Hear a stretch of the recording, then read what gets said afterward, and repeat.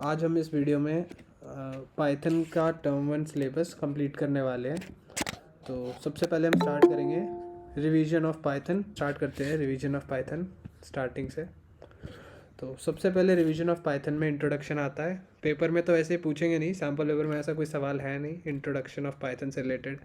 फिर भी आप ये याद रख सकते हो, developed by this person, I don't know how to pronounce this name, 1991। आगे features of Python, easy to use interpreted language, cross platform language, expressive language, completeness, free and open source. ये सब चीज़ें वैसे पेपर में नहीं आती, but फिर भी जान लेना ज़रूरी है इन चीज़ों को। तो इजी टू यूज़ का मतलब हो गया कि पाइथन आप उसके सिंटेक्स देखोगे बहुत इजी है, और इंटरप्रेटेड लैंग्वेज का मतलब जो उसमें कोड होता है वो उसमें इंटरप्रेटर होता है जो लाइन बाय लाइन पूरे कोड को वो करता है, एग्जीक्यूट करता है और चेक करता है। क्रॉस प्लेटफॉर्म लैंग्वेज का मतलब है चाहे कोई भी ऑपरेटिंग सिस्टम हो, विंडोज़, लिनक्स, मैकिन्टॉश, आप किसी पे भी उसको रन कर सकते हो। बाकी एक्सप्रेसिव लैंग्वेज का मतलब हो गया कि जो लेस कोड लिखना पड़ता है इसके अंदर। और completeness, support wide range of libraries, मतलब कि आप इसमें कोई भी टास्क करने के लिए आपको हर चीज़ लिखने की ज़रूरत नहीं पड़ती। आप लाइब्रेरीज़ होती हैं इसके अंदर बहुत सारी, और आप उसको यूज़ कर सकते हो। मैं ये बताऊँगा आगे वीडियो में। और फ्री एंड ओपन सोर्स, तो ये फ्री है, ऑनलाइन, आपको इसके लिए कहीं पे नहीं करना पड़ता, आप इसे डायरेक्टली गूगल से डाउनलोड कर सकते हैं। आगे बढ़ते हैं, how to work in Python. तो पाइथन में वर्क करने के दो तरीके हैं, in interactive mode and in script mode.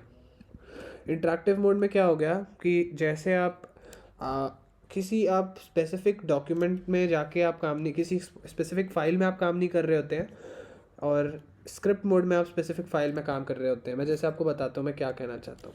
यहाँ हम टर्मिनल पे हैं, जो बंदे आप विंडोज़ पे काम कर रहे हैं उसमें पाइथन की आप उसको आइडियली को ऑन करेंगे तो उसमें आप काम कर सकते हैं, लेकिन ये काइंड ऑफ सेम थिंग है। मैं अगर पाइथन लिखता हूँ तो ये पाइथन का जो ये इंटरफेस है, तो जैसे मैं लिखता हूँ यहाँ पे प्रिंट हेलो लिखता हूँ मैं, जैसे प्रिंट हेलो वर्ल्ड, तो प्रिंट हो गया हेलो वर्ल्ड। इसमें आप सेव नहीं कर सकते ना, आप इसे आगे के लिए स्टोर कर सकते हैं, आप इसे लाइन बाय लाइन सिर्फ अपने कोड को एग्जीक्यूट कर सकते हैं। लेकिन अगर मैं बात करूँ स्क्रिप्ट मोड की, तो स्क्रिप्ट मोड में आप उस पर्टिकुलर फाइल में काम कर सकते हैं। आप वो कैसे करेंगे, उसको करने का तरीका है, पहले तो हम इसे एग्जिट कर देते हैं ताकि उसको किया जा सके। तो मैं जो आइडियली यूज़ करता हूँ उसका नाम है VS कोड। और यहाँ पे जैसे आप देख रहे हैं ये फाइल, मैंने एक फ़ाइल बनाई test.py के नाम से। तो यहाँ पे मैं एक प्रॉपर फाइल बना सकता हूँ, अपने डॉक्यूमेंट को सेव कर सकता हूँ। प्रिंट हेलो वर्ल्ड, अगर मैं जैसे कोड लिख रहा हूँ प्रिंट हेलो वर्ल्ड, तो यहाँ पे मैं इसे सेव कर सकता हूँ test.py फाइल के अंदर, और इसे मैं कभी फ्यूचर में भी रन कर सकता हूँ। और यही भी नहीं है, हम इसमें और भी सब कुछ कर सकते हैं। और मेजरली हम पाइथन में अपना सारा काम एक फ़ाइल क्रिएट करके स्क्रिप्ट मोड में ही काम करने वाले हैं, स्क्रिप्ट मोड। अब विंडोज़ में इस काम को करने का कुछ थोड़ा सा डिफरेंट तरीका है, और विंडोज़, लिनक्स, मैक सब में थोड़ा थोड़ा डिफरेंट तरीका होता है इसको काम करने का, बट इंटरनल जब आप उसमें वर्क कर रहे होते हैं फाइल में तो सब सेम होता है। आगे बढ़ते हैं टोकन में। अब टोकन में 5 मेन हैं, keywords, identifiers, literal constants, operators, punctuators. तो ये सब चीज़ें पेपर में वैसे पूछते नहीं हैं, तो हम इसे स्किप कर सकते हैं अभी के लिए। आगे बढ़ते हैं पाइथन डेटा टाइप्स पे। तो डेटा टाइप्स हमारे पास कई तरह के हैं, जैसे इंटीजर हो गए, complex number, float, Boolean, string, list, tuple. मैं आपको ये समझा देता हूँ। जैसे न्यूमेरिक में हमारे पास जो न्यूमेरिक डेटा टाइप्स होते हैं, डेटा टाइप्स का मतलब आई होप आप जानते होंगे, तो मैं आपको डायरेक्टली समझाता हूँ। फ्लोट का मतलब हो गया जो भी डेसिमल टाइप के नंबर हो गए, न्यूमेरिक की बात कर रहे हैं तो जो भी डेसिमल नंबर हो गए वो फ्लोट डेटा टाइप के अंदर आते हैं। कॉम्प्लेक्स नंबर जो हो गए, जो इस फॉर्मेट में होते हैं, real part plus imaginary part, वो कॉम्प्लेक्स नंबर डेटा टाइप के अंदर आते हैं। बाकी हमारे पास एक डेटा टाइप होता है डिक्शनरी। डिक्शनरी में हम अपने डेटा को रखते हैं इन की एंड वैल्यू पेयर्स में। आगे बुलियन डेटा टाइप होता है जिसमें सारा data true and false type में होता है। सीक्वेंस टाइप इन पाइथन में हमारे पास सबसे पहले आता है स्ट्रिंग। स्ट्रिंग जो होगी, जैसे डबल कोट्स में आता है स्ट्रिंग। जैसे मैं बताता हूँ आपको, ये जो हेलो वर्ल्ड है ये एक स्ट्रिंग है, ये डबल इन्वर्टेड कॉमास के अंदर है। हम स्ट्रिंग को एक सिंगल इस कॉमा में भी रख सकते हैं, ठीक है। और इसके बाद आता है लिस्ट। लिस्ट हो गया एक डेटा टाइप जो कुछ इस फॉर्मेट में होता है 1, 2, 3। एक लिस्ट जो है स्क्वायर ब्रैकेट्स के अंदर होता है। आगे बढ़ते हैं टपल पे। टपल जो है वो भी एक डेटा स्टोर करने का तरीका है जिसमें हम स्क्वायर ब्रैकेट्स की जगह कर्व ब्रैकेट की यूज़ करते हैं, ठीक है। आगे बढ़ते हैं टाइप कन्वर्जन पे। तो टाइप कन्वर्जन दो तरह से होता है, इम्प्लिसिट टाइप कन्वर्जन और एक्सप्लिसिट टाइप कन्वर्जन। मैं पहले ही बता रहा हूँ, ये जितना भी रिवीजन ऑफ पाइथन में मैं बता रहा हूँ इसमें पेपर में सवाल कम आएंगे, लेकिन इम्पॉर्टेंट है। ज़्यादा चांसेस नहीं है बट इम्पॉर्टेंट है। अगर ये नहीं समझ रखा आपने तो आगे का नहीं कर पाओगे काम। फिर टाइप कन्वर्जन में दो टाइप है, इम्प्लिसिट टाइप कन्वर्जन और explicit type conversion. Implicit type conversion में क्या हो गया कि जो डेटा टाइप है वो पाइथन खुद ही सेट कर देता है। जैसे तुमने यहाँ पे 123 लिखा, 123 नम जो है, नम अंडरस्कोर इंट जो है वो ऑटोमेटिकली इसका डेटा टाइप अंदर लिख लेगा कि ये किस टाइप का है data, integer type data type है। ये 1.23 क्या है, फ्लोट टाइप डेटा है, ठीक है। तो ये ऑटोमेटिक हो गया। और एक्सप्लिसिट टाइप कन्वर्जन में क्या हो गया, तुम अलग से बताते हो कि ये इंट है। जैसे ये str की वैल्यू तुमने डाला एक 456 और जो कि एक स्ट्रिंग है डबल इन्वर्टेड कॉमास में। अब हम जब यहाँ पे इंट लगा देते हैं तो ये इस 456 को इंटीजर वैल्यू में कन्वर्ट कर देगा। तो हमने ये काम खुद से किया है, तो इसलिए हम इसे एक्सप्लिसिट टाइप कन्वर्जन कहेंगे। और ये सब बेकार है। आगे बढ़ते हैं ऑपरेटर्स पे। ऑपरेटर्स जो है हमारे पास 3 तरह के हैं मेन, अर्थमेटिक, रिलेशनल और लॉजिकल। तो अर्थमेटिक ऑपरेशन वैसे इजी होते हैं, प्लस माइनस मल्टीप्लाई डिवाइड। इसमें 2 स्लैश जो है वो डिवाइड करने पे, इसमें क्या होता है, सिंगल वाले में क्या होता है, डिवाइड करने पे जो वैल्यू आती है क्यूटेंट जो होता है वो फ्लोट वैल्यू होती है, और इसमें वो क्यूटेंट इंटीजर वैल्यू आती है। और ये परसेंटेज होता है मॉड्यूलस जिसमें रिमाइंडर पता चलता है, और डबल स्टार का मतलब है पावर। आगे रिलेशनल ऑपरेटर्स में क्या आ गया, अब रिलेशनल ऑपरेटर्स नाम ही एक्सप्लेन कर रहा है, रिलेशन बता रहा है दोनों ऑब्जेक्ट्स के बीच में, greater, smaller, equal to, not equal to, greater than equal to, less than equal to, ये सब बता रहा है। आगे लॉजिकल ऑपरेटर्स में आपके एंड और नॉट आ गए। ऑगमेंटेड असाइनमेंट ऑपरेटर्स में आ गया equal to, plus equal to, minus equal to. तो ये चीज़ें आपको प्लस माइनस समझ आ गया था। अभी मैं आपको बताता हूँ प्लस इक्वल टू का क्या मतलब है। तो यहाँ हमारे पास ईशान स्क्रीन फ्रीज हो गई है। स्क्रीन फ्रीज हो गई है। हाँ ठीक है, अब ठीक है, चल गई। ठीक है, हो गया ठीक है। तो अभी मैं क्या बता रहा था, प्लस इक्वल टू क्या होता है, प्लस इक्वल टू, ठीक है। तो प्लस इक्वल टू का क्या मतलब हो गया, मान लो मैंने एक वेरिएबल लिया ए और ए की वैल्यू मैंने दे दी 1, ये मान लो मैं 5 दे देता हूँ, ठीक है। अब मुझे इस ए के अंदर मान लो 1 प्लस करना है, तो मैं क्या करूँगा, A is equal to A plus 1। इससे क्या होगा, ए की जो वैल्यू थी 5 उसमें +1 हो जाएगा, तो वैल्यू हो जाएगी 6, और वो 6 ए के अंदर जाके स्टोर हो जाएगा। तो अब जब मैं इसको प्रिंट करता हूँ,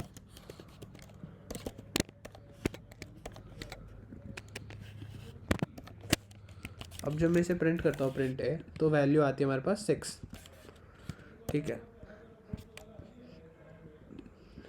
लेकिन इसको करने का एक और बढ़िया तरीका है हमारे पास, जो कि है plus equal to. Plus equal to में क्या करना है हमें, ए प्लस इक्वल टू 1। इससे क्या होगा कि जो ये हमने काम किया A is equal to A plus 1, ये ऑटोमेटिकली ए के अंदर 1 को प्लस करके ए के अंदर स्टोर कर देगा वैल्यू। तो ए की वैल्यू थी 5, उसके अंदर +1 हो गया 6 और वो ए के अंदर स्टोर हो गया। तो हमें सिर्फ ये प्लस इक्वल टू लगाना था। अभी भी इसे रन करूँगा मैं तो वैल्यू सेम हमारे पास आएगी 6। अगर मैं यहाँ पे माइनस डाल दूँ तो ये a is equal to a-1 की तरह काम करेगा। अब मैं इसे रन करूँगा तो आंसर आएगा 4। ठीक है। इसी तरह अगर हमें मल्टीप्लाई करना है, डिवाइड करना है, यहाँ माइनस की जगह अगर मान लो मल्टीप्लाई करना है या डिवाइड करना है तो हम इस काम को यहाँ डायरेक्टली कर सकते हैं। यहीं पे मल्टीप्लाई डाल देंगे, डिवाइड डाल देंगे, तो वैल्यू डिवाइड होके मल्टीप्लाई होके ए के अंदर स्टोर हो जाएगी। आई एम होपिंग कि समझ गए होगे। समझ आ गया था पीयूष ये वाला? हाँ क्लियर है। ठीक है। तो इसके बाद आगे बढ़ते हैं ऑपरेटर प्रेसिडेंस पे। इसमें हमें पैरेंथेसिस बताया जा रहा है। ये कर्व ब्रैकेट को पैरेंथेसिस कहते हैं, इसको एक्सपोनेंशिएशन कहते हैं, 2 स्टार को। ठीक है। ग्रेटर देन, इक्वल टू, और नॉट, एंड, और। ये भी मेरे हिसाब से पेपर में ऐसा रिलेटेड कोई भी क्वेश्चन नहीं है तो तुम इसे भी अभी के लिए स्किप कर सकते हो। आगे बढ़ते हैं डिसीजन मेकिंग स्टेटमेंट्स पे। If else, nested if else. तो बेसिकली हमको कोई अगर जब डिसीजन लेना होता है तो हम वहाँ पे इफ़ एल्स को यूज़ करते हैं, इफ़ स्टेटमेंट को। मतलब if this condition is true या फॉल्स, जब ये कंडीशन होगा, ट्रू होगा या फॉल्स होगा, ये तुम डिफाइन करोगे। तो जब वो कंडीशन वर्क करेगा तब उस कंडीशन में क्या करना है कोड को तुम बताते हो। कैसे बताओगे, मैं एक बार यहाँ पे तुम्हें एक्सप्लेन कर देता हूँ इस चीज़ को शॉर्ट में। हम यहाँ पे समझा रहे हैं इफ़ स्टेटमेंट। ठीक है। तो मैं मान लो लिखता हूँ कि if A is greater than 2 और ए जो है, ए है 3, ए की वैल्यू है 3। तो if A is greater than 2 तो ए की वैल्यू क्या होगी यहाँ पे 3। क्या 3 2 से बड़ा है? ट्रू है या फॉल्स है स्टेटमेंट? ट्रू होगा। True. हाँ, तो ये ट्रू है। तो जब ये ट्रू होगा तो इस इफ़ के अंदर जो भी हम चीज़ें लिखेंगे वो सब एग्जीक्यूट होगा। तो मान लो हम यहाँ प्रिंट करा देंगे यस 3 इज़ ग्रेटर देन 2। ठीक है। अब जब मैं इसे रन करता हूँ तो हमारे को मिलता है yes 3 is greater than 2।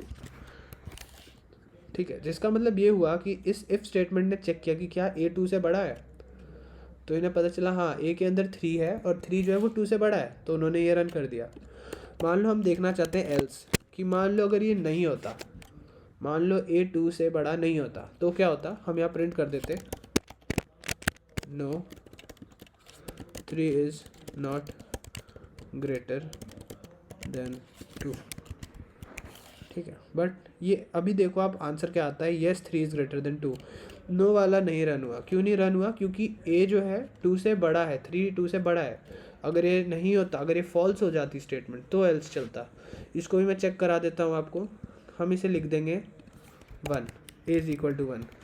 If A is greater than 2 तो ए की वैल्यू होगी ये 1। तो क्या 1 2 से ग्रेटर है? नहीं है ना, तो क्या रन होगा? नहीं। एल्स रन होगा। इसे रन करेंगे तो आएगा no 3 is not greater than 2। ठीक है। तो ये सिंपल ही है, इसमें ज़्यादा कुछ नहीं था। और हाँ, नेस्टेड वाले में क्या होगा कि तुम एक इफ़ स्टेटमेंट के अंदर एक और इफ़ लगा दोगे और इसके अंदर कुछ और बताओगे, फिर इसके अंदर कुछ और कंडीशन रन करोगे। तो इसमें देख सकते हो आप, इफ़ स्टेटमेंट के अंदर आपने कोई और भी अगर इफ़ स्टेटमेंट चलाया या एल्स स्टेटमेंट चलाया, कुछ भी चला रहे हो आप एक इफ़ एल्स स्टेटमेंट के अंदर, तो वो नेस्टेड इफ़ एल्स स्टेटमेंट हो जाता है। यहाँ पे एक एक्स्ट्रा टर्म बताई है एलिफ। एलिफ का मतलब ये होता है कि इफ़ ये नहीं चला तो फिर साथ में क्या चलना चाहिए, एलिफ।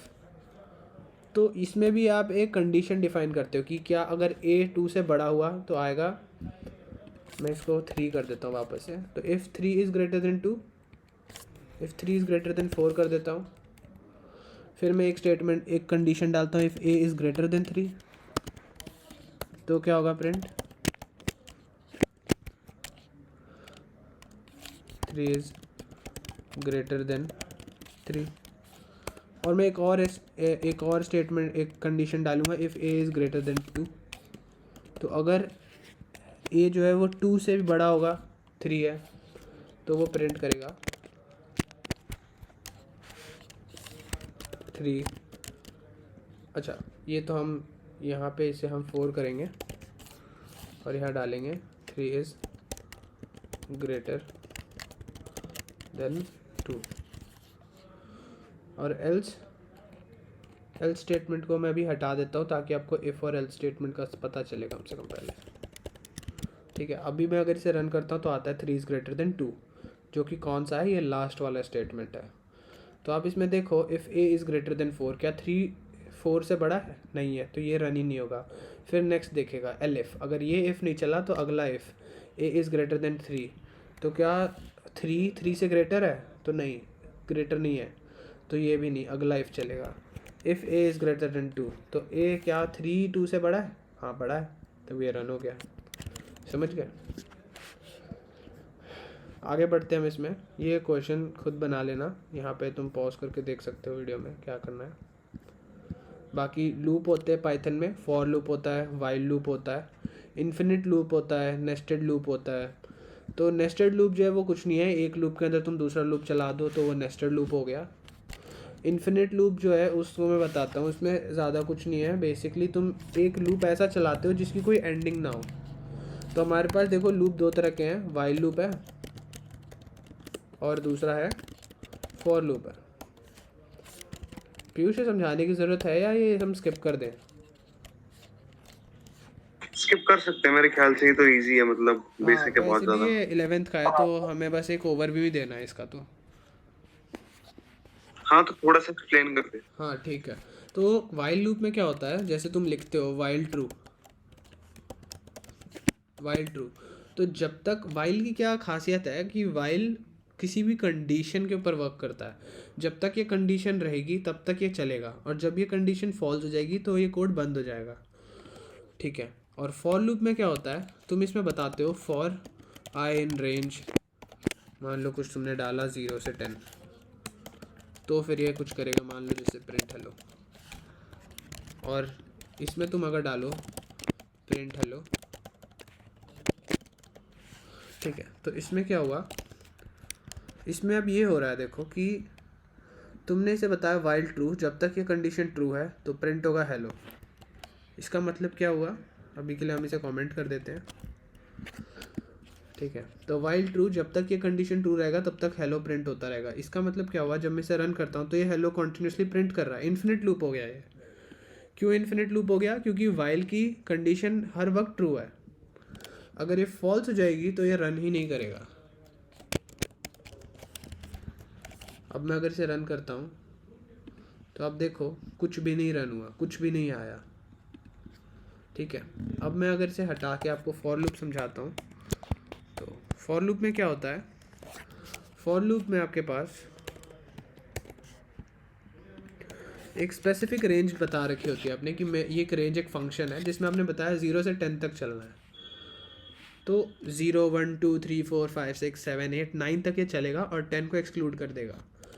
तो आपने इसे पहले ही बता दिया कि मुझे 10 बार ये चलाना है, तो तुम 10 बार प्रिंट करो हेलो। अब मैं इसे अगर रन करता हूँ तो आप देखो 10 बार ये प्रिंट कर चुका है हेलो को। ठीक है, तो ये चीज़ है फॉर लूप और वाइल लूप। मैं एक ओवरव्यू दे रहा हूँ यहाँ पे, ज़्यादा डीप में नहीं जा रहा हूँ चीज़ों के, बिकॉज़ ये 11th का है और हमें ये ज़्यादा डीप में एग्ज़ाम में पूछा भी नहीं जाएगा। Break and continue in loop, तो बेसिकली क्या होता है, हमें जब ब्रेक करना होता है कहीं पे, हमें लूप को बंद करना होता है, तो हम वहीं पे जैसे ही ब्रेक लगाएंगे तो वहाँ लूप टूट जाएगा और हम लूप से बाहर आ जाएंगे। आगे बढ़ते हैं। Continue statement, basically continue statement क्या होता है, will skip to the next iteration of the loop by passing the rest of the current block but continuing the loop. अभी क्या होगा कि इस वाले कोड में ये कंटिन्यू यहाँ पे स्किप कर देगा और प्रिंट कर देगा आए। कैसे समझा रहा हूँ, ये देखो फिर से पढ़ते हैं इसे। A continue statement will skip to the next iteration of the loop. इस लूप के अंदर वो नेक्स्ट आइटरेशन पे स्किप कर देगा by bypassing the rest of the current block. मतलब तुम अगर इस कंटिन्यू के साथ में अगर लिखते कुछ और तो उसको बाईपास कर देता, लेकिन ये क्या करेगा, लूप को कंटिन्यू रखेगा। As with break, continue can only appear inside loop. ठीक है, तो मैं तुम्हें ये करके बताता हूँ एक बार क्या बताना चाह रहा है ये। आई गेस ये बता देना चाहिए पीयूष। हाँ बताना तो पड़ेगा ही, मतलब थोड़ा सा बेसिक तो क्लियर होना चाहिए ना। ये एक्चुअली पता है, ये वाला जो क्वेश्चन है कॉन्टिन्यू स्टेटमेंट का, ये हमारे उसमें था सैंपल। केवी का जो सपोर्ट मटेरियल है उसके अच्छा अंदर ये अच्छा हाँ। कंटिन्यू से रिलेटेड और इस स्टेटमेंट से रिलेटेड क्वेश्चन आ रखे हैं उसमें। तो थोड़ा एक्सप्लेन कर दे, मतलब ताकि बेसिक क्लियर हो जाए पढ़ना। हाँ, तो इन्होंने बेसिकली ये बताया, फॉर लूप ये बना चलाने की कोशिश कर रहे हैं, फॉर आई एन। इन्होंने रेंज नहीं बताई है मेरे ख्याल से, इन्होंने एक रेंज की जगह इन्होंने एक ये दे दिया है, टपल दे दिया है।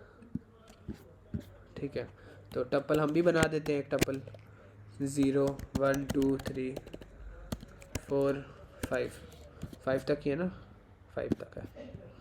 इसके बाद ये क्या कह रहे हैं कि इफ़ क्या, इफ़ आई इक्वल टू 2 और I equal to 4, if I की वैल्यू इक्वल होगी 2 के और आई की वैल्यू इक्वल होगी 4 के, दोनों में से जो भी होगा, तो क्या करना है, इसे कंटिन्यू करना है, कंटिन्यू करना है। ठीक है, और इफ़ ये कंडीशन अगर नहीं चलेगी तो क्या होगा, बाय डिफ़ॉल्ट क्या होगा, अगर इस इफ़ के अंदर हम ना घुसें तो बाय डिफ़ॉल्ट प्रिंट होनी चाहिए वैल्यू ऑफ आई।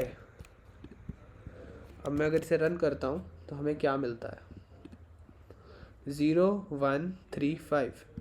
इसका क्या मतलब है, 0 1 3 5 रन हुआ, जब 2 हुआ वैल्यू, आई की वैल्यू जब 2 हुई होगी, पहले तो 0 हुई, तो ये आई इक्वल टू 0 था नहीं, तो ये इफ़ स्टेटमेंट में घुसा ही नहीं, डायरेक्टली आई की वैल्यू प्रिंट होगी। फिर आई की वैल्यू 1 हुई, फिर से इफ़ के अंदर नहीं घुसा, डायरेक्टली आई की वैल्यू प्रिंट होगी 1। जब आई की वैल्यू जब 2 हुई तो ये इफ़ स्टेटमेंट के अंदर घुसा, आई इक्वल टू 2 था, यहाँ पे कॉन्टिन्यू यूज़ हुआ था, कॉन्टिन्यू स्टेटमेंट। अब कॉन्टिन्यू स्टेटमेंट क्या करेगा, इसके नीचे के कोड को वो स्किप कर देगा सारा और ऊपर भेज देगा वापस, तो हमारा नीचे का कुछ नहीं हुआ, हम डायरेक्टली ऊपर आ गए, फॉर आई में वापस घुस गए, तो यहाँ पे कुछ भी प्रिंट नहीं हुआ। फिर जब आई की वैल्यू 3 हुई तो ये 3 प्रिंट हो गया क्योंकि इफ़ में घुसा ही नहीं। फिर जब 4 में हुआ तो सेम चीज़ हुई, नीचे का सारा स्टेटमेंट स्किप हो गया और डायरेक्टली हम ऊपर पहुँच गए। समझ गए? तो इस तरह से कॉन्टिन्यू स्टेटमेंट वर्क करता है, इसको समझ के जाना, ऐसा एक क्वेश्चन था हमारे पेपर में। ब्रेक स्टेटमेंट भी समझ लो, ब्रेक स्टेटमेंट ये कर रहा है कि तुम्हारा लूप इमीडिएटली ब्रेक कर देता है जहाँ पे भी तुम हो। ठीक है, और इसी तरह एक और चीज़ होती है पाइथन के अंदर जिसे क्विट कहते हैं। क्विट क्या करता है, पूरे प्रोग्राम को ही फिनिश कर देता है। ब्रेक सिर्फ उस लूप को तोड़ता है जिस लूप के अंदर इसे यूज़ कर रहे हो, क्विट पूरे प्रोग्राम को ही फिनिश कर देता है वहीं पे। फिनिश का मतलब है स्टॉप कर देता है। आगे कुछ क्वेश्चंस हैं, ये खुद अटेम्प्ट करना, आंसर भी उसमें साथ में है। बाकी जनरेटिंग रैंडम नंबर्स है, तो रैंडम नंबर जनरेट करने के लिए हम एक मॉड्यूल यूज़ करते हैं रैंडम। पेपर में इससे भी एक क्वेश्चन है रैंडम मॉड्यूल से। और रैंडम मॉड्यूल में क्या होता है कि तुम रैंडम को पहले इंपोर्ट करते हो, फिर रैंडम के कुछ फंक्शंस हैं जैसे रैंडेंट, रैंड रेंज, तुम इसे यूज़ करके एक रैंडम वैल्यू क्रिएट निकाल सकते हो। मैं बताता हूँ कैसे। देखो, हम यहाँ पे बता रहे हैं रैंडम, तो तुम पहले इंपोर्ट कर लो रैंडम फंक्शन को, इंपोर्ट रैंडम। ये तुमने मॉड्यूल इंपोर्ट कर लिया पाइथन की इनबिल्ट लाइब्रेरीज से। अब क्या करेंगे हम, रैंडम डॉट रैंड इंट। तो रैंडम मॉड्यूल के अंदर हम एक फंक्शन को कॉल कर रहे हैं रैंड इंट। डॉट का मतलब ही होता है इनसाइड ये जो भी है इसके अंदर, इस करंट डायरेक्टरी के इस मॉड्यूल के अंदर से हमें रैंड इंट चाहिए फंक्शन, और इस फंक्शन को हम कुछ यहाँ पे वैल्यूज असाइन करेंगे जिस पे वो काम करेगा। तो यहाँ पे दिखा है रैंड इंट के अंदर हमें 2 वैल्यूज असाइन करनी होती है, n1 और n2। ठीक है, अब n1 और n2 की वैल्यू हम असाइन करते हैं।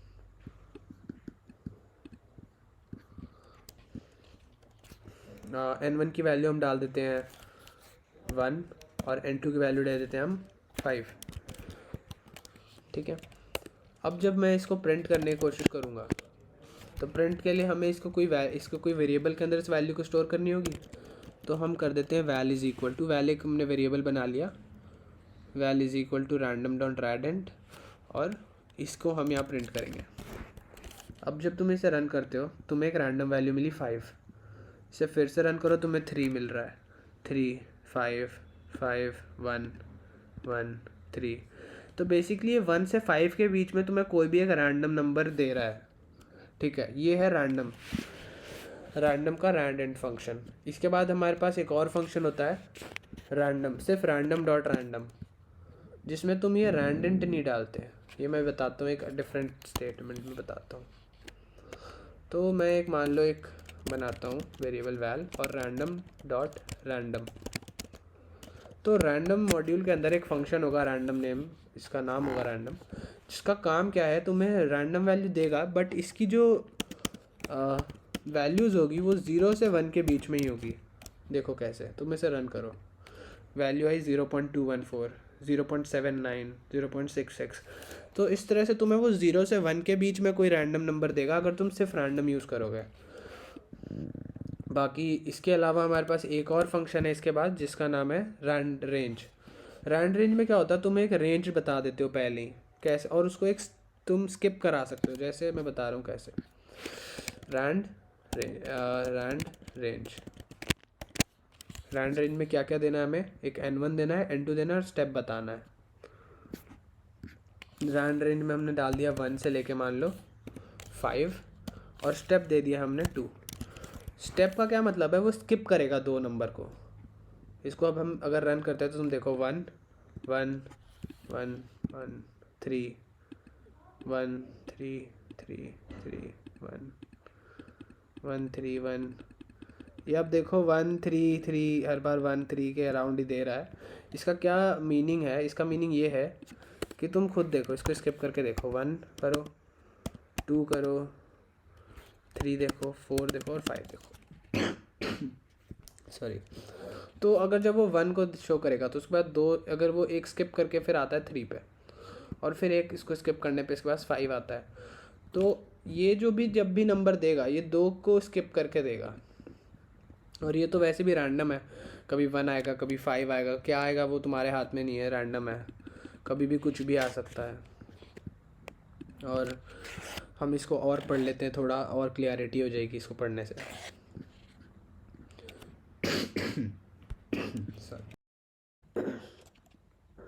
आगे बढ़ते हम इसमें, रैंड रेंज हो गया है, रैंडम मॉड्यूल ही हमने कर लिया है।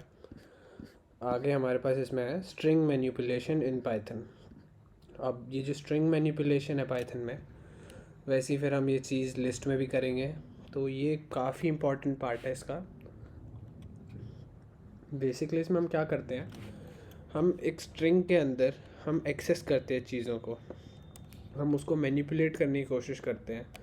कैसे करते हैं वो मैं आगे बताता हूँ। जैसे तुम लिखते हो प्रिंट S4, एस तुमने कोई वेरिएबल लिया S और उसके अंदर तुमने एक वैल्यू दे दी ऑनलाइन लर्निंग, तुमने इसे एक स्ट्रिंग वैल्यू बना दिया। अब जब तुम लिखते हो प्रिंट S के अंदर ये 4, तो क्या होगा, वो इसको एक एक करके पढ़ेगा, इसमें ज़ीरो को ओ को ज़ीरो की वैल्यू वो प्लेस होगी, ये ज़ीरो होगा, n हो गया 1 2 3, इस तरह से पूरा डेटा बनेगा ये। तो इंडेक्स वैल्यू क्या भी जो 0 1 इंडेक्स वैल्यू है ना, मतलब हाँ ऑनलाइन इंडेक्स, लर्निंग। हाँ वो वर्ड यही है, इंडेक्स में भूल गया था। हाँ तो इंडेक्स है, तो हाँ, ज़ीरो ओ जो है वो 0th इंडेक्स पे है, फिर n फर्स्ट इंडेक्स पे है। तो ऐसे तुम जब s के अंदर 4 लिख रहे हो तो इसका मतलब हुआ 0 1 2 3 4। तो यहाँ फोर्थ इंडेक्स पे कौन सा है, n है। इसमें स्टार्ट 0 से होता है, तो 0 1 2 3 4, तो n जो है वो फोर्थ इंडेक्स पे है, तो S4। तो जब तुम प्रिंट करते हो इसको, जब इसको तुम रन करोगे तो वैल्यू प्रिंट क्या होगी, n होगी। वैसे ही अब तुम अगर लिखते हो प्रिंट S के अंदर तुम इंडेक्स की वैल्यू डालते हो -1, तो इसमें मैं बता रहा हूँ लेफ़्ट से जो इंडेक्स होते हैं वो होते हैं 0 1 2, जब तुम अगर राइट से एक्सेस करना चाहते हो तो ये होते हैं ऐसे -1 -2 -3, ठीक है। तो S की जब तुम इंडेक्स डालते हो -1 तो यहाँ पे G प्रिंट होगा, ठीक है। और आगे जैसे तुमने यहाँ लिखा स्ट्रिंग में, तुम अब कर रहे हो मल्टीपल कैरेक्टर एक्सेस करना चाहते हो। यहाँ पे तो तुमने एक सिंगल इंडेक्स की वैल्यू लिखी, वो इंडेक्स पे जो भी वैल्यू थी वो आ गई। तुम अगर एक पूरा मल्टीपल कैरेक्टर्स चाहते हो, रेंज बताना चाहते हो, तो जैसे तुमने यहाँ पे लिख दिया 2:6, तो इसमें क्या होगा, 2 इंडेक्स से लेके 6th इंडेक्स के बीच में जितने भी कैरेक्टर होंगे वो सब प्रिंट हो जाएंगे। सेकंड इंडेक्स कौन सा है, 0 1 2, 2 पे है लाइन एल, एल है सेकंड पे, और 6th पे क्या है, 0 1 2 3 4 5 6, 6th पे स्पेस है, तो स्पेस तक में लाइन प्रिंट हो जाएगा। आगे बढ़ते हैं, प्रिंट एस, फिर यहाँ कोलन 6 है, तो इसमें क्या होगा, 6th पे क्या है हमारे पास, स्पेस है, और उससे पहले कोलन है, तो उससे पहले का सारा प्रिंट हो जाएगा। आगे हमारे पास है प्रिंट, प्रिंट 2 बार कोलन है, फिर है -1, इसमें क्या होगा, तुम्हारा प्रिंट हो गया देखो जी से लेके ओ तक, ये देखो तुम्हारा ये पूरा उल्टा प्रिंट हो गया, GNI और लास्ट में ओ। ऐसा क्यों हुआ, तुमने यहाँ पे ज़ीरो कहाँ से स्टार्ट करना है और कहाँ पे एंड करना है ये तुमने नहीं बताया, तुमने इन दोनों चीज़ों के बाद एक -1 लिखा है। तो क्या होता है, इन दोनों वैल्यूज़ के बाद कोलन डाल के जो भी तुम वैल्यू बताते हो वो उतना स्किप करता रहता है। तो बाय डिफ़ॉल्ट इसकी वैल्यू 1 रहती है, इसलिए पहले वो 0 पे रहता है, फिर +1 अगले वाले पे जाता है, एक एक स्किप होता है। तो ONLIN इस तरह से होगा प्रिंट। जब तुम इसमें 2 बार कोलन डाल के -1 डाल रहे हो तो ये क्या होता है, पीछे की तरफ उल्टा करने लगता है स्किप, तो पहले G आएगा, फिर N, फिर IN, इस तरह से, तो इसलिए पूरा उल्टा प्रिंट हो गया। स्टेप वैल्यू -1 होने की वजह से पूरी जो लाइन है वो रिवर्स हो जाती है। हाँ एग्जैक्टली। आगे हमारे पास है प्रिंट एस, 2 बार दोनों ये कॉलन, फिर -2। अब देखो मैंने क्या बताया, माइनस का अंदर क्या हो रहा था, पीछे की तरफ स्किप कर रहा था एक सिंगल, तो GN सब आया। अब जब -2 डाल रहे हैं हम, तो ये 2 स्किप कर रहा है, G के बाद एक स्किप करके अगला आए, तो देखो पहले G आया, फिर आए, फिर N स्किप करके R, तो ये R आया। तो इस तरह से 2 स्किप करके उल्टा आ रहा है पूरा। आगे बढ़ते हैं, ठीक है, traversing of string by loop, ये ज़्यादा इसमें कुछ नहीं है। जैसे एस के अंदर तुमने लिखा था ऑनलाइन लर्निंग, तो तुम उसको फॉर लूप के अंदर डाल दो, तो वो फॉर लूप क्या करेगा, उसके एक एक इंडेक्स की वैल्यू को एक एक करके प्रिंट कर देगा। ये एक सिंपल सी चीज़ है, ज़्यादा इसमें कुछ नहीं है, ऐसा बता रहा हूँ तुम्हें।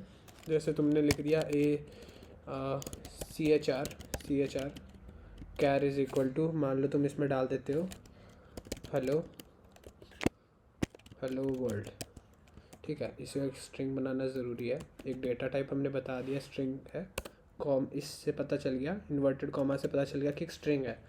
अब तुम रन करो फॉर के अंदर तुम कोई भी यहाँ पे वेरिएबल डाल सकते हो, मान लो हम लिखते हैं फॉर आई इन CHR, तो CHR के अंदर जो है हेलो वर्ल्ड, उसके एक एक इंडेक्स को एक एक करके प्रिंट करना है हमें, तो प्रिंट कर देंगे हम आई के अंदर हर बार H आएगी, पहले H आएगी वैल्यू, आई की वैल्यू पहले H होगी, फिर E, फिर L, इस तरह से होगा। तो मैं जब इसे रन करता हूँ तो देखो क्या होता है, हेलो वर्ल्ड, एक एक करके सारे इंडेक्स की वैल्यूज़ को प्रिंट कर दिया इसने। इसे ट्रैवर्सिंग कहते हैं। ये नेम इम्पॉर्टेंट नहीं है, तुम इसका फंक्शनैलिटी समझना ज़्यादा इम्पॉर्टेंट है। स्ट्रिंग ऑपरेटर्स हैं, स्ट्रिंग ऑपरेटर में तुम यही कर सकते हो, कोई स्ट्रिंग के अंदर तुम दूसरी स्ट्रिंग को ऐड कर सकते हो, तुम एक स्ट्रिंग को किसी नंबर से मल्टीप्लाई कर सकते हो। कुछ चीज़ें जो तुम नहीं कर सकते, जैसे 2 स्ट्रिंग को तुम सब्सट्रैक्ट नहीं कर सकते। जैसे ऑनलाइन प्लस लर्निंग को जब तुम करोगे तो ऑनलाइन लर्निंग हो जाएगा इसकी वैल्यू, लेकिन ऑनलाइन माइनस लर्निंग करोगे तो कुछ नहीं होगा, एरर आ जाएगा, क्योंकि ऑनलाइन कोई नंबर नहीं है और ना लर्निंग कोई नंबर है, माइनस करना पॉसिबल नहीं है इसे। आगे कुछ हमारे पास फंक्शंस हैं, ये बहुत इंपॉर्टेंट फंक्शंस हैं, इसे नहीं समझा तो पेपर में नंबर जाएंगे अच्छे से। पहले हमारे पास है स्ट्रिंग फंक्शन। स्ट्रिंग फंक्शन क्या आता है, अंदर पहले इसके अंदर फंक्शंस है, जिसमें पहला फंक्शन है लेन। लेन क्या करेगा, तुम्हारे पूरा जो तुम्हारा स्ट्रिंग है उसके अंदर जितने भी कैरेक्टर्स हैं उन्हें काउंट कर डालेगा। जैसे तुम्हारी एस की वैल्यू है लर्निंग पाइथन, तो इसके अंदर जितने भी कैरेक्टर हैं LEAR, इनफैक्ट ये स्पेस तक को काउंट करेगा, 1 2 3 4 5 6 7 8 9 10 11 12 13 14 15, तो ये टोटल 15 कैरेक्टर्स हैं। तो लेन की वैल्यू यहाँ पे आ गई 15। लेन ब्रैकेट के अंदर तुम एस डाल दो तो उसकी बता देगा क्या लेंथ है। टाइटल डालो, टाइटल में क्या करेगा, वो रिजल्ट को स्ट्रिंग को कैपिटलाइज कर देगा, ठीक है। आगे बढ़ते हैं हम, अपर लोअर, इन चीज़ों को एक बार सेल्फ क्लैरिटी के लिए खुद से करके देखना घर पे। टाइटल हो गया, फिर आता है अपर स्लैश लोअर। तो अपर में क्या होगा, अपर तुम जब इसको यूज़ करोगे, जैसे तुमने मान लो जो स्ट्रिंग है एस डॉट अपर, जब तुम यूज़ करोगे तो ये पूरी स्ट्रिंग के अंदर जो वैल्यू है वो अपर हो जाएगी। ये क्या हुआ, हाँ कहाँ पे थे हम? हम थे यहाँ पे फंक्शंस पे, लोअर पे, अपर स्लैश लोअर पे। तो यहाँ क्या हुआ, अपर में जो भी तुम्हारी स्ट्रिंग है उसमें डॉट अपर करा तो ये पूरी स्ट्रिंग अपर होगी, डॉट लोअर करोगे पूरी स्ट्रिंग लोअर हो जाएगी, लोअर केस हो जाएगी। काउंट डालोगे तो उसमें कितने बार कोई रिपीट हो रहा है, जैसे मान लो तुमने डाला एस डॉट काउंट, यानी ये स्ट्रिंग जो है वो डेटा, ये वेरिएबल डॉट काउंट, उसके अंदर काउंट करना है। किस चीज़ को काउंट करना है, तुम उसे बता दो एन। तो वो एन क्या करेगा, ये काउंट करेगा काउंट फंक्शन की इस पूरे स्ट्रिंग के अंदर एन कितनी बार आया है। तो इसमें देखो एन एक बार, दो बार और ये तीसरी बार आया, तो इसलिए इसका आउटपुट आएगा 3। आगे बढ़ते हैं, is alnum, is digit, is upper, is lower और इज़ अल्फ़ा। इसमें क्या होगा, इज़ ऑलनम क्या देखता है, इज़ ऑलनम का एक फंक्शन है कि वो देखता है कि क्या इस पर्टिकुलर जो भी इसे दिया जा रहा है, अंदर वैल्यू दी जा रही है इस फंक्शन को, क्या उसमें नंबर्स और अल्फ़ाबेट्स हैं।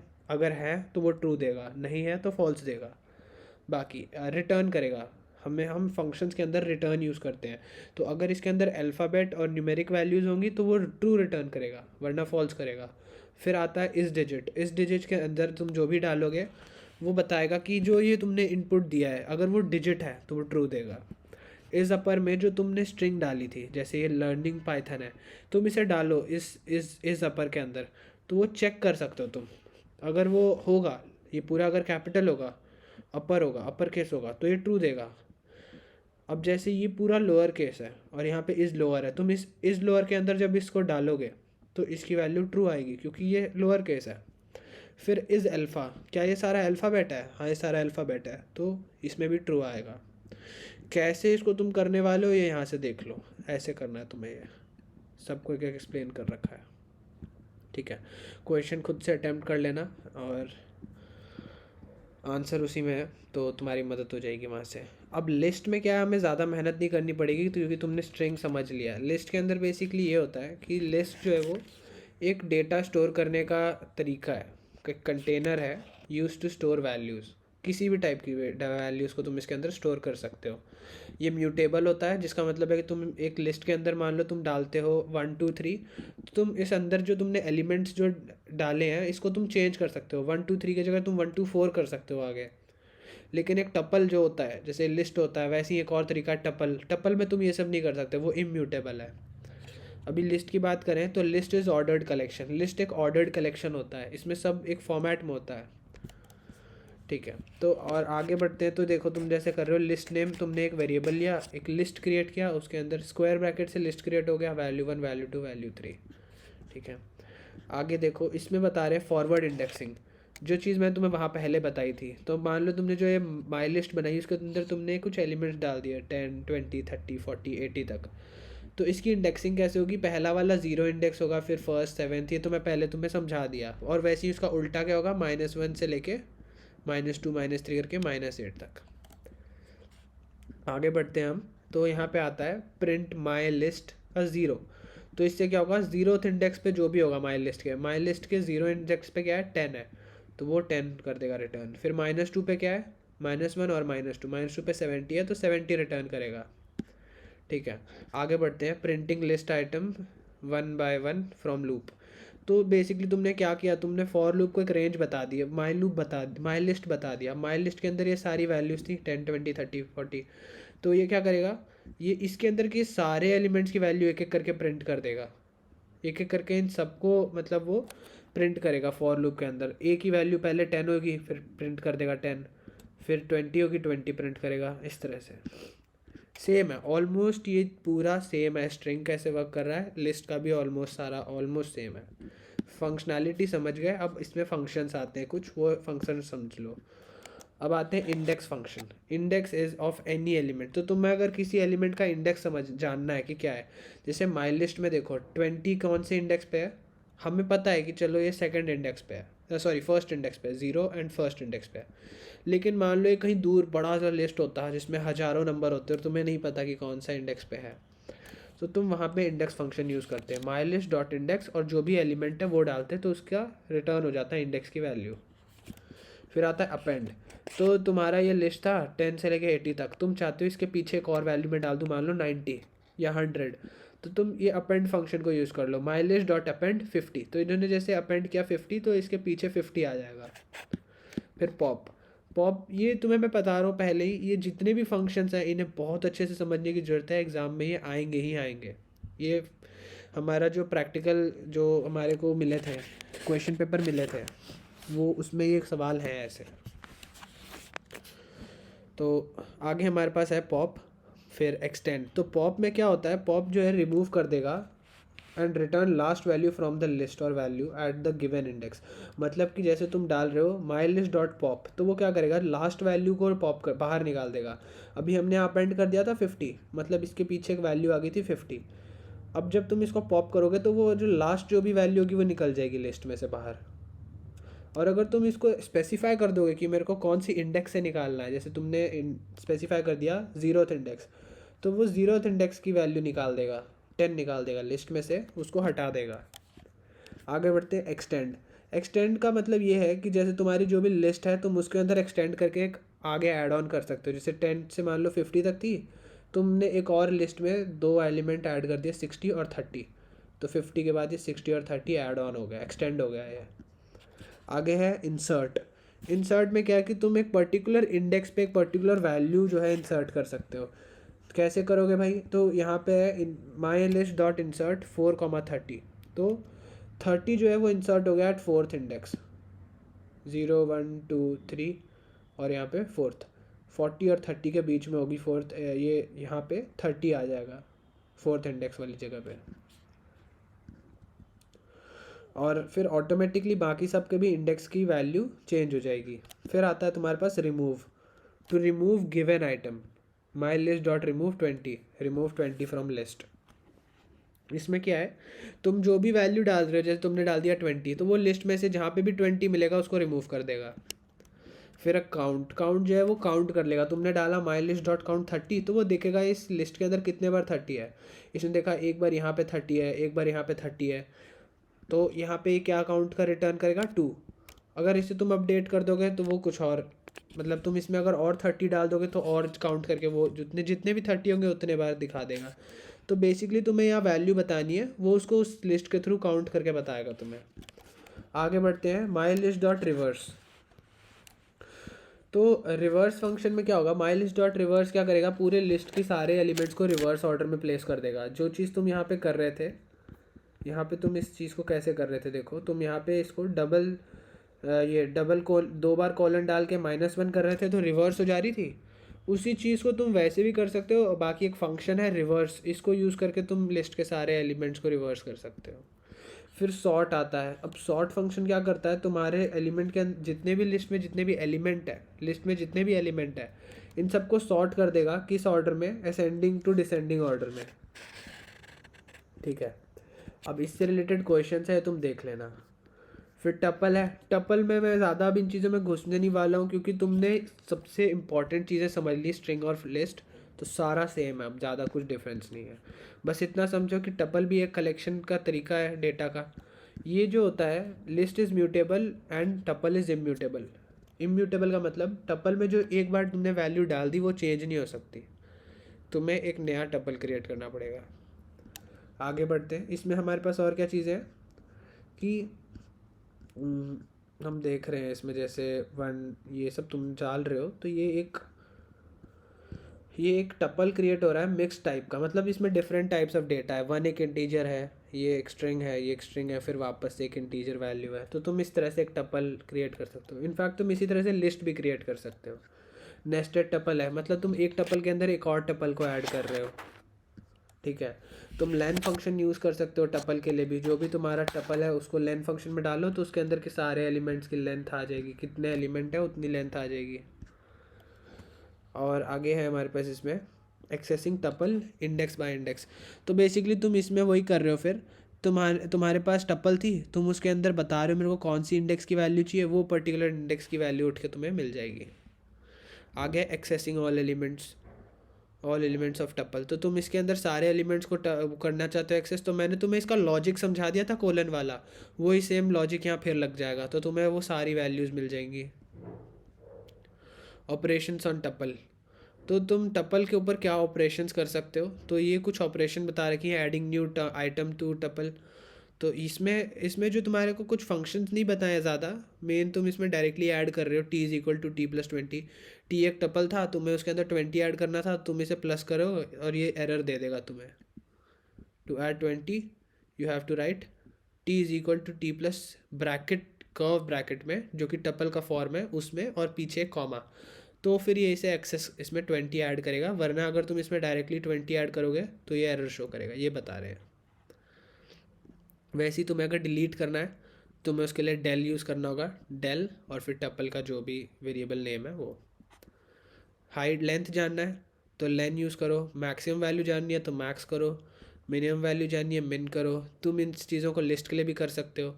इंडेक्स जैसे तुम्हें बताया पहले ही, यहाँ पे भी सेम है, कुछ नहीं है डिफरेंस। क्वेश्चन खुद अटेम्प्ट करना। और क्या हमारे पास फिर आता है डिक्शनरी। डिक्शनरी बहुत यूज़ होता है, वैसे यूज़ तो सब होता है, इससे क्वेश्चन ज़्यादा बनते हैं बस टपल से, डिक्शनरी से। तो डिक्शनरी में हमारे पास क्या है, डिक्शनरी में पास की वैल्यू पेयर होते हैं, और की जो होते हैं not with each value is associated with key not with index as in case of list tuple etcetera.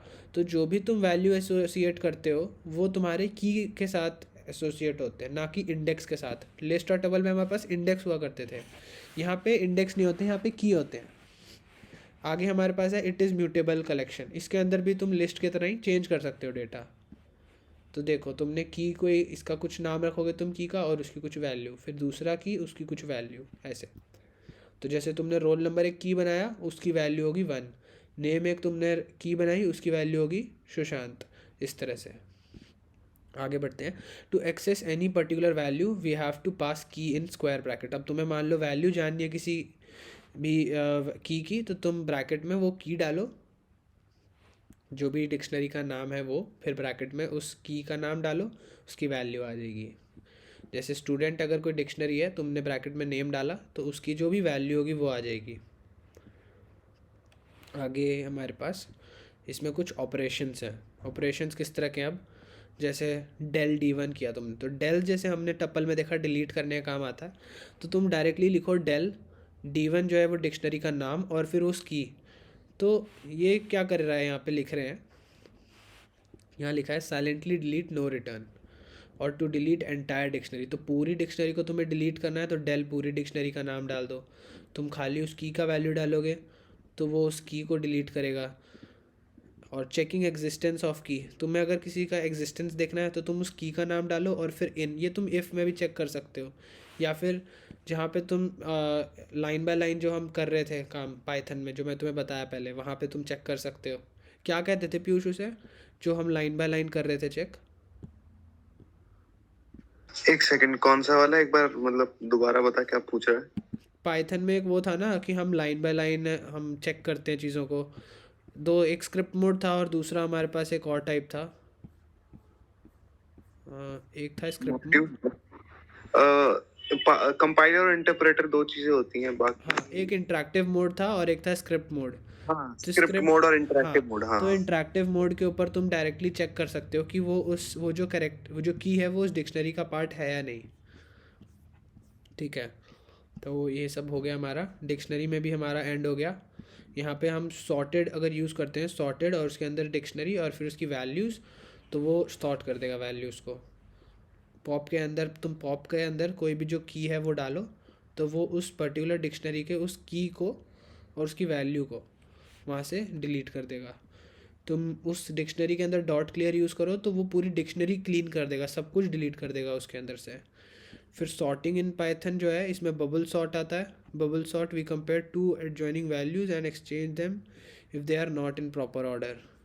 ठीक है, तो एक ये चीज़ है जो पेपर में मुझे नहीं लगता पूछेंगे, तुम्हारी किस्मत ख़राब है अगर पूछ दिया तो। और उसके बाद आता है पाइथन मॉड्यूल का इंट्रोडक्शन, जिसमें कि तुम्हें मैथ्स मॉड्यूल बताया गया। अब मैथ्स मॉड्यूल में बहुत सारे फंक्शन हैं, तुम्हें इन सारे फंक्शंस को समझना होगा। जैसे math.sqrt, और जो भी वैल्यू डालोगे इसका स्क्वायर रूट आ जाएगा। 4 डाला तुमने तो इस 4 का स्क्वायर रूट आ जाएगा। फिर एक फंक्शन है सेल, CEIL फंक्शन, ये क्या करेगा, approximate the given number to the smallest integer greater than और equal to the given floating point number. तो मतलब तुम इसके अंदर मान लो कोई नंबर डालते हो फ्लोट, तो उसका जो सबसे नियरेस्ट इंटीजर नंबर होगा, स्मॉलेस्ट इंटीजर जो भी होगा वो दिखा देगा। जैसे तुमने मैथ डॉल सेल डाला, इसके अंदर 4.5 डाला, तो स्मॉलेस्ट इंटीजर जो भी इसका क्लोजेस्ट इंटीजर, अब तुम ये देखो कि 4.58 है ये, तो ये जो है किस में चला गया, एस्टिमेट इसकी वैल्यू 5 के पास चली गई, तो ये 5 शो कर रहा है। अब तुम इसमें मैथ डॉट फ्लोर यूज़ करोगे तो फ्लोर से क्या होगा, 4.5687 है। तो 4.5687 में ये फ्लोर जो है तुम्हें स्मॉलेस्ट इंटीजर दे रहा है, तो इसमें आगे तुम्हारे पास 4 लार्जेस्ट इंटीजर और इसमें था स्मॉलेस्ट इंटीजर। आगे मैथ्स डॉट POW, ये क्या करता है, पावर रिटर्न करता है।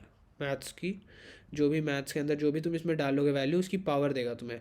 तुमने डाला मैथ्स डॉट POV और अंदर तुमने वैल्यू डाल दी 2 और 3, तो 2 raised to the power 3 कर देगा वो, और जो भी उसकी वैल्यू है वो आएगी। जैसे यहाँ तुमने 2,4 डाला तो 2 की पावर 4 कर देगा वो। अब 2 की पावर 4 कितनी होती है, 16। आगे हम आगे इसमें बढ़ते हैं। मेरा एक डाउट था मेरा, हाँ जो इंटरेक्टिव मोड होता है वो लाइन बाय लाइन कोड को एग्जीक्यूट करता है ना, हाँ, हम लाइन बाय लाइन लिखते हैं और लाइन बाय लाइन ही वो एग्जीक्यूट करता है। और जो स्क्रिप्ट मोड होता है वो पूरा एक प्रोग्राम हम पूरा मतलब बनाते हैं, उसके बाद वो होल होल प्रोग्राम एग्जीक्यूट होता है ना। हाँ, और मतलब दोनों इंटरप्रेटर ही करते हैं काम, मगर बस डिफरेंस ये है कि उसके अंदर तुम वहीं पे ऑन द स्पॉट काम करते हो, तुम उसमें कुछ सेव नहीं कर सकते। ओके ओके, हाँ हाँ हाँ, फाइल के अंदर तुम सही है। बड़ा सा बड़ा कोड लिख के सेव कर सकते हो, तुम कोई फंक्शनैलिटी बड़ा सा बड़ा कर सकते हो। ये उतना यूज़फुल नहीं है इंटरेक्टिव मोड, ये तुम्हें बस ऑन द स्पॉट चेकिंग के लिए काम आएगा। ठीक है, थैंक यू। हाँ, फिर तुम्हारे पास मैथ डॉट फैब है। मैथ डॉट फैब क्या करेगा, return the absolute value of x. फिर इसके बाद क्या है, इम्पोर्ट मैथ करके तुम्हें एक तरीका बताया कैसे फैब को यूज़ करना है। -5.5 डालोगे तो 5.5 -5.5 डालने से 5.5 रिटर्न कर रहा है। ठीक है, एब्सोल्यूट वैल्यू ऑफ एक्स देता है ये, जो भी इसके अंदर डालोगे उसकी एब्सोल्यूट वैल्यू। फिर मैथ्स डॉट साइन, तो तुम्हारे को उसकी साइन की जो भी वैल्यू होगी वो मिल जाएगी इससे। ठीक है, स्टैटिस्टिक्स डॉट मीन, तो ये एक मॉड्यूल है स्टैटिस्टिक्स। इसको इसमें जैसे तुमने स्टैटिस्टिक्स डॉट मीन डाला और डेटा डालो, इसके अंदर जो डालोगे उसकी मीन वैल्यू आ जाएगी। जैसे देखो तुमने एक लिस्ट डाल दिया इसके अंदर 532, तो इस लिस्ट के अंदर जो वैल्यूज़ थी 532, इसका मीन वैल्यू आ जाएगा। फिर जैसे मीडियन डाल रहे हो तो मीडियन आ जाएगा। फिर हमारे पास मोड भी है, तो तुम इसमें मोड भी निकाल सकते हो। और इसी के साथ हमारा रिवीजन ऑफ पाइथन ख़त्म होता है। और I hope you liked it. हम अब इसके बाद अगली वीडियो में स्टार्ट करेंगे फंक्शंस।